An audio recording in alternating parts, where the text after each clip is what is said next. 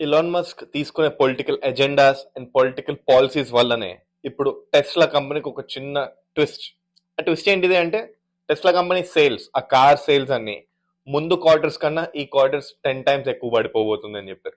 దీనిపై Elon Musk ఎలాంటి solutions వచ్చాయంటే that so inspiring and fantastic.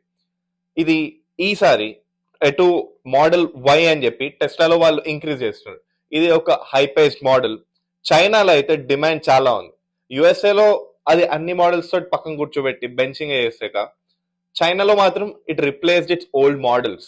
So model Y, so ఈ మోడల్ వై కోసమే ప్రొడక్షన్ ని రీటూలింగ్ చేస్తున్నారు వాళ్ళు.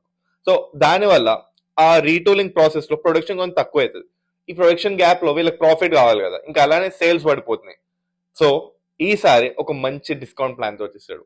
అదేంటిది అంటే టెస్లా కార్స్ ఏవి ఉన్నాయో మెయిన్ గా మోడల్ 3లో 3 సిరీస్ లో కార్స్ ఏమున్నా కూడా వాటిపై 0% ఏపీఆర్, అంటే మన ఫోన్స్ లో అమ్ముతూ ఉంటారు కదా, 0% ఏపీఆర్, మీరు ఈజీ మంత్లీ ఇన్స్టాల్మెంట్స్ తోటి ఫోన్స్ తీసేసుకోవచ్చు అని చెప్పి ఆ ఫోన్ స్టైల్లోనే ఇప్పుడు టెస్లా కార్స్ ఎలాంటి ఇంట్రెస్ట్ లేకుండా మీరు కార్ కొనేయచ్చు.